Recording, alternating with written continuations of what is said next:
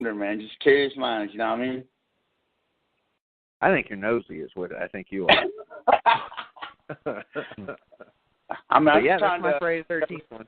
Hey, top four. and this is the first person who's brought up a Friday the 13th kill. Am I wrong? I think you're 100% correct. That's probably because Yeah. they don't have. Which is funny because Friday the 13th was all about the kills. But, you know, when you compare them to some of the other movies, it's like, oh, really, they're really great as far as the series go, as far as slashers. But when you start factoring in all these other horror movies, it makes it hard. I mean, if you look at slashers compared to a lot of other horror movies, their kills are kind of tame, you know, like Final Destination and fucking Scanners or Death Proof, any of those. It's just like, I think it's because some of those other movies could get away with it better. Slashers got fucking harassed about everything they did. They did. Yes, they did. Right after Friday the 13th. That's where all the bullshit started. But okay, so Vic, you're up with number 4, man. We're going pretty quick here. All right, let's see. So at 5, I had Final Destination 5. So at 4, I'm going to go with Halloween 4. It worked out like that. I don't know why. But where the little bitch got impaled by the shotgun, that makes me smile. Little bitch, she had some big old titties. Well, yeah, but... Damn it, Travis, you and your tit obsession. Jesus. You better not stare at my wife. So I know you've seen some of her pictures, and she's well endowed. You better not get caught staring at my wife, or you'll end up on the fucking list. I'm telling you, man. But this is what separates me from the gays. You know what in the actual fuck is going on? I can't believe it. Wow. Oh my God. How many drinks have you had, Travis? Just one? Just three. But it's been 2 weeks. Shit. But Vic, I'm surprised at you. I'm surprised at you. I don't think that kill's that great. But in fact, that's the worst one on your list. No, it's not. You know the best kill in Halloween 4? The best kill in Halloween 4. You know which one it is? Where he takes that redneck scene in the beginning. Well, that's pretty good when he sticks his thumb through that dude's head. But yeah, I like the one in the truck where he snaps the truck. Wait. Yeah, he snaps. No, he rips the dude's face off who's driving. Oh, he rips his throat out. Yeah. I like the Paul gun thing. That makes me happy. I'm just surprised. You know what, Vic? If you're going to go that direction, I wonder if you have Silent Night, Deadly Night, where Linnea Quigley gets herself posted, or even Friday the 13th remake. We will see. I wonder. Blake, you're up at number 4. Okay. I just want to start by saying, this is going to be obviously the only time I mention this in this list, but I had to put one. I hung out with this guy in Las Vegas, and he was one of the coolest, most awesome people.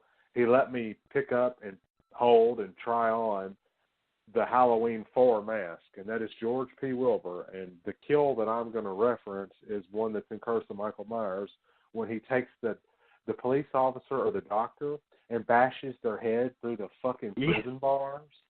No, it was neither. It was well, it might have been a doctor, but I thought it was a doctor. I guess it was a doctor because he bashes it through, and then when he does it, it knocks the door down, and you see that.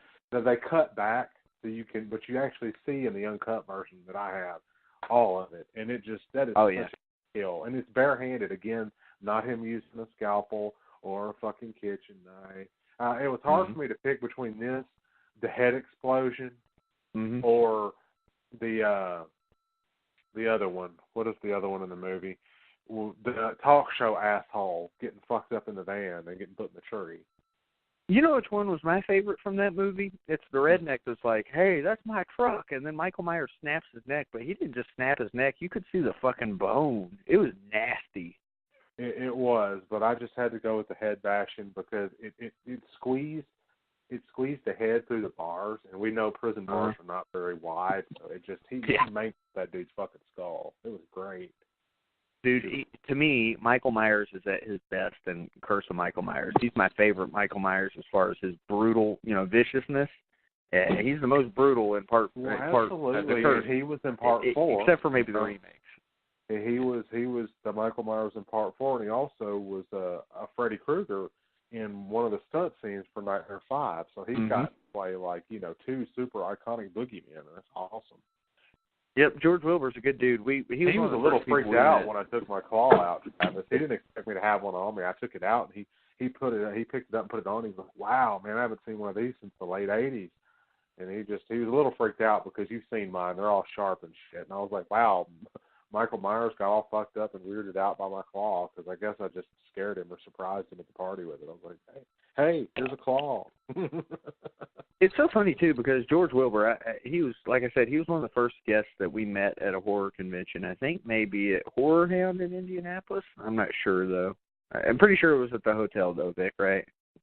It was in Indianapolis, that's all I know, but I'm not real sure which one it was. I think this was pre-Day of the Dead. You know what I mean? I don't think Day of the Dead was quite up and running yet. Possibly. Anyway, but Wilbur's cool. But the funny thing, though, is he kind of sucked in Part 4 as far as his portrayal of Michael Myers. He was goofy looking and he had shoulder pads, but then he got way better by the time Curse of Michael Myers came around. It was weird. I don't know. But I like the guy. He's a good dude. He's supposed to be at Contamination, I believe, in November, but I don't think we're going to be able to make that one. We're going to try to go to Horror Hound Columbus. Well, you remember the one that I did last year, or the one in Vegas? He's doing that one this year again, so I'm actually going to miss him. I didn't get to go this year to that one. Yeah, I guess because I don't have a new book out yet. You know, they're wanting somebody that's got some new stuff. But one of our other pals is going to be there, Nick Benson. He's making his appearance there. You know, second or third appearance at the convention, so that'll be fine. Mm-hmm. All right, man, I guess my number 4 is up. And to me, this is the most iconic scene from the Romero series. Colonel Rhodes' body getting torn apart in Day of the Dead.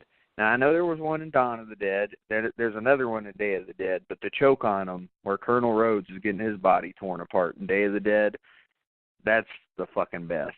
Savini and Nicotero working together on that, so fucking good. Colonel Rhodes, plus he deserved it. He was an asshole. But I loved him, too. Joe Pilato, you're the man. What did you think of my Part 4, Vic, or my number 4, Vic? You love that one, don't you? Yes. It didn't make my list, but, yeah, great movie, great kill. Yep. Yeah, well, you know, I don't know that people always think about zombie kills, but there's some good ones out there, that's for sure. They're fucking gross most of the time because it's teeth on skin, you know? Yeah, oh yes. All right, well, Vic, I guess I'll nitty-gritty. I just realized which one you're going to have from the Friday the 13th series. It just came to my mind because I forgot how much you loved it. Let's see where you have it. Go ahead, if you have it.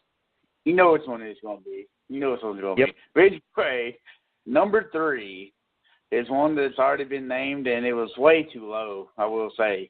We're going with the Raft Massacre from The Burning because it's amazing. Vic has a little bit more love for The Burning than I do. To me, it's all about, if they didn't have that raft scene, that movie would have been a little bit lower. You know what I mean, as far as the rating goes. But that movie, that scene saves the movie, I think.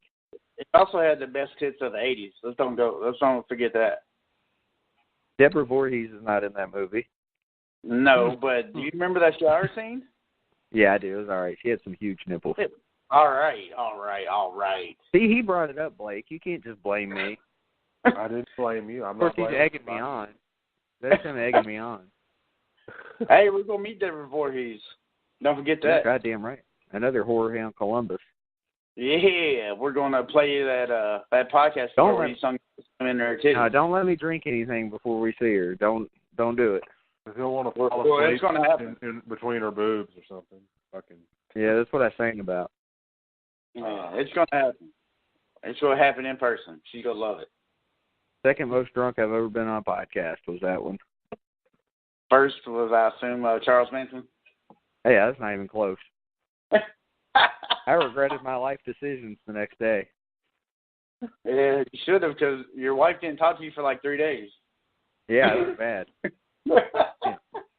Damn. It was horrible. I mean, I'll have to go back and listen to that one. I kind of take the blame for that. I threw up in places. It was bad. Broke things, whatever. Yep. I pissed in a trash can in my own house. He might have woke up a couple kids. Apparently. I knocked the TV over. Shit. Oh, and we offended a guest so much that he unfriended us and blocked us and shit. Yeah, it was bad. Well, and I wasn't even doing anything offensive so much as I was so drunk I kept asking him the same question. I didn't even know where I was by the end of it. It was bad. All right. Fireball is bad for you. Yep. You're up at number 3. Vic went ahead with The Burning. I'm glad you had that on your list. I figured you might, but I was afraid you might forget it too. Yeah, I couldn't do that.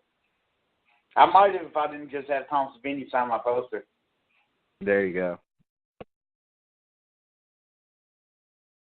All right, Blake. Number 3?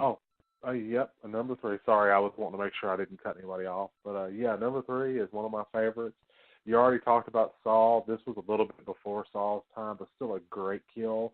I'm going with Mrs. Frawley's death in The Mangler, the first Mangler film, the first death you see, the old woman. Wow, we just talked about The Mangler a couple weeks ago, too. God, it was so fucking awful. She ended up, like, in a fucking bucket, and Robert Englund's line during that, like, Frawley, you stupid old bitch, always getting in the way. God damn it, God damn it, God damn it. It's just that death is so it was the uncut version they have in like the deleted scenes on the DVD, and it was so bad that if they would have left it in, it would have been tagged with an X rating and they wouldn't have allowed it to go to the theaters. That's how fucked up it is. Yeah, sounds like My Bloody Valentine and Silent Night, Deadly Night. Yeah, and The Mangler doesn't get a lot of love, but I love it because Tobe Hooper. Obviously, I wanted to mention Tobe Hooper. Because of his profound influence on the horror industry, much like Romero's or Craven's or Carpenter's or Cunningham or whoever. It just Tobe Hooper. It's my wife actually. She likes the movie The Funhouse that he did, and she mentioned a kill, and I haven't seen it. But I have to go see it after her telling me about this kill. But I'll get into that later, with you guys some other time. But, yeah, I had to have Tobe Hooper on here. And it's Tobe Hooper, it's Robert Englund. It's the detective that John Hutton, he played Buffalo Bill in Silence of the Lambs. I think his name's Ted Levine. Creepy bastard. Yeah, and it was just so much good, in that movie. And that death, that movie has a lot of gore in it. It really does. Yeah. But, it's not one a lot of people think of. It's one of the better Stephen King adaptations, in my opinion. Well, I feel like at number 3, you guys, this is the point where things get real interesting, okay, because we're in our top 3 now. So I've got one that, you can't do a top 10, kills list without getting into some Italia Giallo. A little bit of, well, am I going with Dario Argento? Because a lot of people would say Suspiria has one of the best kills ever, but I'm not. I'm not going with Argento. Argento's not. You going with Fulci? I'm going with Lucio Fulci. Zombie. Yeah. Stake to the eye.